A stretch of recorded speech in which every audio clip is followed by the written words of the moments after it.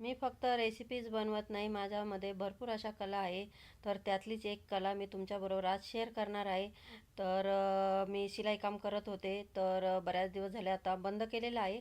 तर आता होत नाही, पण ते एक बऱ्याच दिवस हा व्हिडिओ माझा अडगळीत पडला होता. तर म्हटलं चला आता आज तुमच्याबरोबर शेअर करूया. तर एक ब्लाऊजची कटिंग करणार आहे. 4 टक्सवाला ब्लाऊज कटिंग कसा करायचा, आणि तो पण अस्तराचं.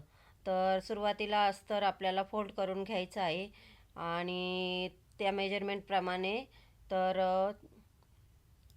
अ, च- 24 24 छातीवाला हा ब्लाऊज आहे. तर तो मी तुम्हाला आज कटिंग करून दाखवणार आहे. 4 टक्सवाला ब्लाऊज आहे. तर सुरुवातीला मी आतमध्ये अस्तर 10 इंचचं अस्तर आहे ना, तर ते फोल्ड करून घेतलं आहे आणि ते आतमध्ये टाकलेलं आहे. आणि त्याच्यावरच आता वरून ब्लाऊज ठेवलेला आहे. तर तो एकत्र दोन्ही बाजू, मागची आणि पुढची बाजू कशी काढायची ते दाखवणार आहे. तर सुरुवातीला आपण उंची 12 इंच होती ना, तर त्यात 1 इंच ॲड करून 13 इंच अशी उंची घेतलेली आहे. तर सुरुवातीला आपण पाठीमागचा भाग कट करून घेऊया. आणि आपलं शोल्डर आपल्याला 5.5 घ्यायचं आहे. तर शोल्डर 5.5 आहे त्याचं. तर शोल्डर इथे मी 5.5 घेतलेलं आहे. तर माझं इंचावर मेजरमेंट असतं, तर मी ते अशा प्रकारे हे घेते. तर त्यातला 2.5 इंचाचं मी शोल्डर ठेवलेलं आहे. तर 2.5 इंचाचं शोल्डर ठेवलं ना, तर ते उतरत नाही. म्हणून खूप जास्त बरेच लोक 1.5 इंचाचं पण ठेवतात, 2 इंचाचं पण ठेवतात. पण खूप कमी आणि ना गळे शक्यतो उतरतात. आणि आपल्याला मुंडासुद्धा 5.5च इथे घ्यायचा आहे. तर ही अशी माझी पद्धत आहे. तर प्रत्येकाच्या वेगवेगळ्या पद्धती असतात. आता हा भाग पण आपल्याला शोल्डरचा भाग पुन्हा एकदा मोजून घ्यायचा आहे, म्हणजे जेव्हा मुंडा आपण घेतो ना तेव्हा. आणि इथे आता आपल्याला गळ्याची उंची घ्यायची आहे. तर इथे मी गळा आहे ना, तर 9 इंच घेतलेला आहे. गळा मला जरा मोठा घ्यायचा होता, म्हणजे त्यांचा गळा मोठा होता. तर त्यातला 4 इंच मी खाली पाठ ठेवलेली आहे, आणि त्याचा उरलेला भाग 9 इंच. तर असा 9 इंचाचा मी खालच्या पाठीचा भाग मोजून गळ्याची उंची घेते. बऱ्याच वेळा ब्लाऊजवर जेव्हा माप घेते ना, तर पाठीची उंची घेते, आणि त्यानंतर गळ्याची उंची जेवढं शिल्लक राहील ना तेवढी गळ्याची उंची ठेवते. तर अशा प्रमाणे बघा, 2.5 इंच वरती पण मोजून घेतला आहे, आणि खाली पण 2.5 इंच मोजून घ्यायचं आहे. आणि त्यानंतर पट्टीने आपल्याला ह्या लाईन आखून घ्यायच्या आहेत. तर प्रत्येक मेजरमेंट व्यवस्थित मोजून घ्यायचं आणि नंतरच लाईन आखून घ्यायच्या. तर हे आता आपण मुंड्याची लाईन आखून घेऊया. तर हा आपला नॉर्मल, आपला जो शाळेत मुलं खडू वापरतात ना, म्हणजे शाळेत शिक्षक खडू वापरतात तो खडू आहे. तर त्याच्या लाईन लगेच पुसून जातात, त्याच्यामुळे हा खडू वापरला तर चालतो.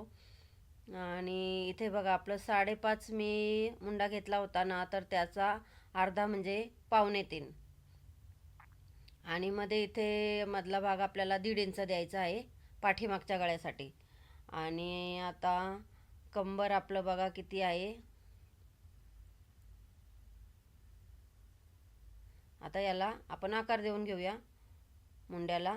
आणि गळ्याला सुद्धा गोल तुम्हाला जसा पाहिजे तसा गळ्याचा आकार तुम्ही देऊ शकता.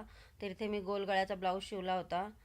तर आता इथे आपल्याला कंबर मोजून घ्यायचं आहे. तर आपलं 10 इंच आपण पूर्ण अस्तर घेतलं होतं ना, तर कंबर मी इथं आता 9 म्हणजे कंबर 28 इंच कंबर होतं. तर एक्स्ट्रा आपल्याला 1.5 इंच आपल्याला एक्स्ट्रा मार्जिन ठेवण्यासाठी ठेवायचं असतं ना, म्हणून एक्स्ट्राचा जे 1-1 इंच मी दोन्ही बाजूनी ठेवणार आहेत. म्हणजे जेव्हा तुम्ही तब्येत वगैरे होते त्यावेळेस तुम्हाला एक्स्ट्रा मार्जिन असली तर ब्लाऊज कमी जास्त करू शकता तुम्ही. आता ह्या मी सगळ्या लाईन आखून घेतलेल्या आहे. आणि ही सोपी पद्धत आहे खूप कटिंग करण्याची. माझी जी पद्धत आहे ना ती खूप सोपी आहे, अगदी कोणीही नवीन शिकणारे सुद्धा शिकतील पटकन. आणि आता आपण एक पुढचा भाग घेऊया. तर आपली उंची 12 इंच होती ना, तर आता हा 4 टक्सवाला ब्लाऊज आहे. तर इथं याच्यासाठी मी 2 इंच पुढून एक्स्ट्रा जास्त ठेवणार आहे. तरी 14 इंच उंची घेतलेली आहे. आणि आता याला आपल्याला मोजून तेवढं 10 इंचच आपल्याला हे पण इकडून घ्यायचं आहे. आता इथे आपण योकपट्टी काढून घेऊया.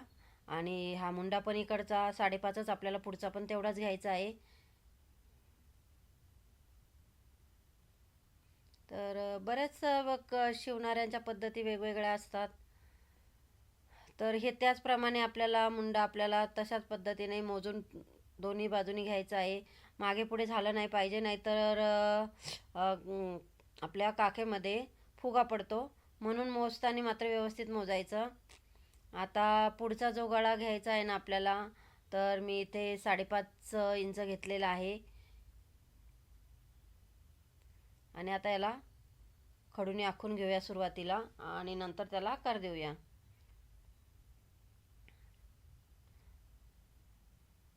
गळ्याचा पण पुढचा आपण आखून घेऊया. आणि पुढचा पण गळा आपला गोलच आहे, त्याच्यामुळे जास्त. आता याला पण थोडंसं आतमध्ये 1 इंच फक्त आतमध्ये घ्यायचं आहे आपल्याला. आणि पाठीमागचा तुम्ही तुमच्या आवडीप्रमाणे कमी जास्त म्हणजे मागे पुढे करू शकता. आता याला 2.5-3 इंचमध्ये एक लाईन मारून घ्यायची. आणि इथे आपल्याला 1/2 इंच फक्त आतमध्ये घ्यायचं आहे, म्हणजे जास्त आपल्याला आपल्या काखेमध्ये पोगा पडत नाही. आणि इथे थोडंसं 1/2 इंच बाहेर घ्यायचं आहे.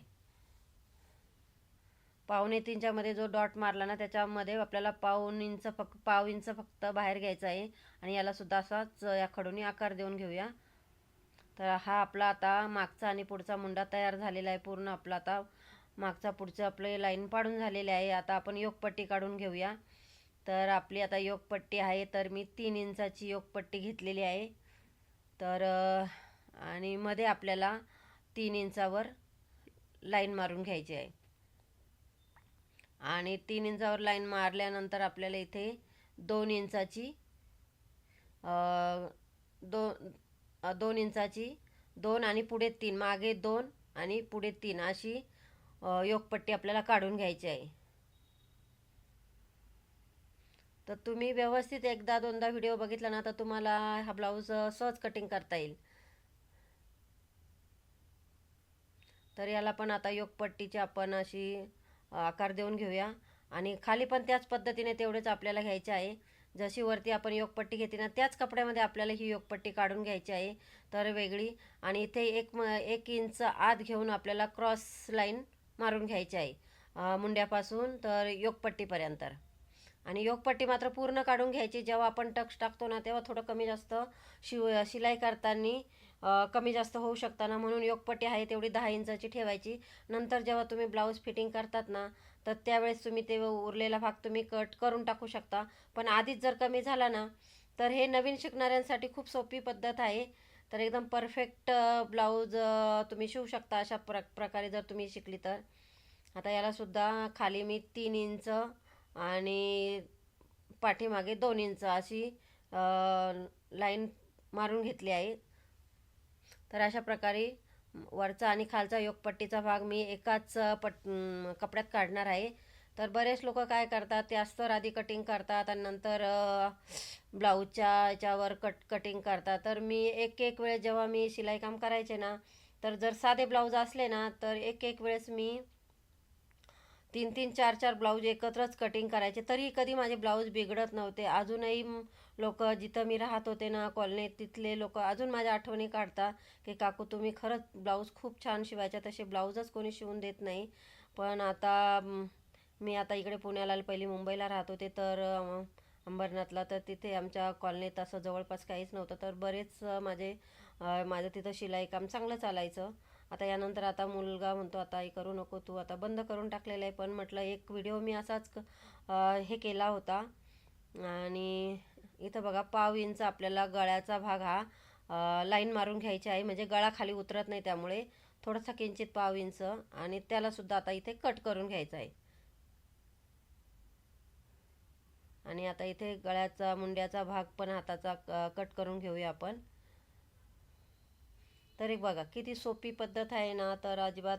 आणि जर कपडा जर सुळसुळीत असेल ना, तर थोडी इस्त्री मारून घ्यायची, म्हणजे कपडा सरकत नाही. आणि पिना मारून घेतल्या ना, तर अजिबातच सरकत नाही.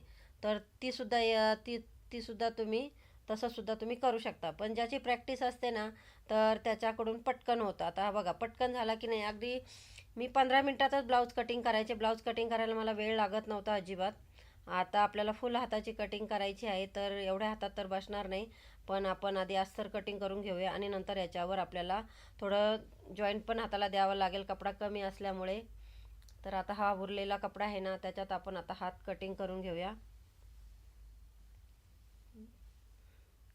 तर हाताची उंची बघा आपली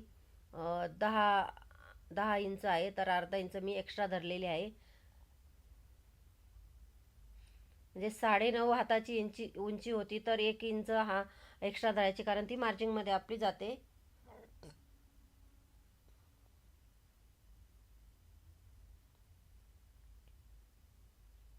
आणि 8 इंच मुंडा आपल्याला घ्यायचा आहे. आणि इथे 1 इंच आत घ्यायचा. आणि इथे खाली आहे ना, हाताच्या वरतून आपल्याला 3 इंच खाली घ्यायचं आहे. 3 इंच इथे मी खाली घेतलेला आहे. आणि याच्यानंतर आपल्याला आत घ्यायचं आहे 1 इंच. तर 1 इंच लाईन मारून घ्यायची. आणि नंतर जी आपण 1 इंच इकडे घेतलं तर ना वरती शोल्डरकडे, तर तिथून आपल्याला क्रॉस लाईन मारून घ्यायची आहे. आणि त्यानंतर त्याला मुंड्याचा आकार द्यायचा आहे. तर असे मुंडाचा आकार देण्यासाठी तुम्हाला पट्टीसुद्धा मिळते तशी. पण ज्याची आता माझी प्रॅक्टिस झाल्यामुळे मला त्याची काहीच गरज पडत नाही. तर असं वरतून थोडासा गोल आकार देऊन घ्यायचा. आणि नंतर थोडीशी क्रॉस करून बघा, असं किंचित क्रॉस करायचं.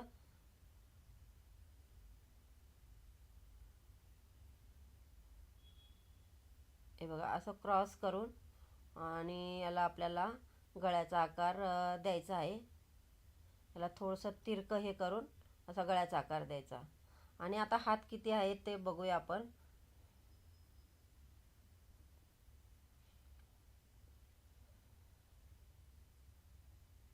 तर 4 इंचचा दंड होता, तर त्याच्यामध्ये मी 1.5 इंच एक्स्ट्रा घेणार आहे.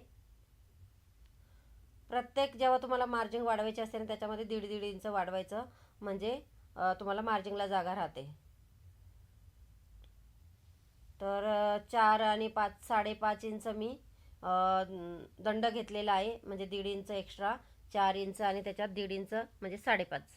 आणि आता तिथे लाईन मारून घ्यायची. आणि थोडंसं अर्धा इंच मी थोडंसं वरती घेतलेलं आहे आणि त्याला लाईन मारून घ्यायची. म्हणजे जेव्हा आपण फोल्ड करतो ना पट्टी, तर ती तिरकी जात नाही, म्हणून ती फोल्ड करण्यासाठी अर्धा इंच मी वरती लाईन मारून घेतलेली आहे. आता हे कट करून घेऊया आपण. तर नीट व्यवस्थित बघा कटिंग कशी केलेली आहे. तर जी आपण लाईन मारली आहे ना, त्यावरच आपल्याला कटिंग करायची आहे. तर अगदी मी डोळे झाकून कटिंग करते, इतकी माझी प्रॅक्टिस झाली होती. आणि बरेचसे ब्लाऊज तर मी यूट्यूबवरूनच शिकले होते, डिझाईनचे वगैरे ब्लाऊज कसे बनवायचे. आणि आता हे बघा, आता हा मुंडा कसा कापायचा तो बघा. जे आपण क्रॉस घेतलं होतं ना, थोडंसं त्याला असा आकार थोडासा देऊन घ्यायचा आहे. एक पुढचा भाग असतो आणि एक मागचा भाग असतो. तर अशा प्रकारे आपली हाताची सुद्धा कटिंग झालेली आहे. आणि आता जो आपण ब्लाऊजचा कपडा आहे ना, त्याची कटिंग करून घेऊया. याला कमी असल्यामुळे याला मध्यभागी धरायचं. आणि हे डिझाईनचा कपडा होता, हाताला लावायचा होता, पण एवढ्यामध्ये हात बसणार नाही, म्हणून काय केलं, मध्यभागी हा कपडा धरला आणि उरलेल्या साईडनी मी त्याला जॉईंट पट्ट्या दिलेल्या आहेत. तर कपडा कमी आला तर त्याला तुम्ही जॉईंट पट्टी देऊ शकता. तर थोडंसं फक्त 1-1 इंचच कमी आलं होतं आणि ते पूर्ण शिलाईमध्ये जातं, त्याच्यामुळे खूप जास्त कपडा लागला नाही जॉईंट मारायला. अशा प्रकारे आता ब्लाऊजसुद्धा आपल्याला इथे कट करून घ्यायचा आहे हाताचा. आणि असा कडक कपडा असला तर तो सरकत नाही, त्याला पिना वगैरे लावायची किंवा एवढी इस्त्री मारायची गरज पडत नाही. पण जेव्हा सुळसुळीत कपडा असतो ना, तर त्याला मात्र इस्त्रीच मारून घ्या अस्तराला आणि याला एकत्र. आणि मग त्यामुळे आता हे आपण याला ह्या जॉईंट पट्ट्या काढूया. बघा, याच्यातूनच आपल्याला ह्या जॉईंट पट्ट्या वापरायच्या आहे.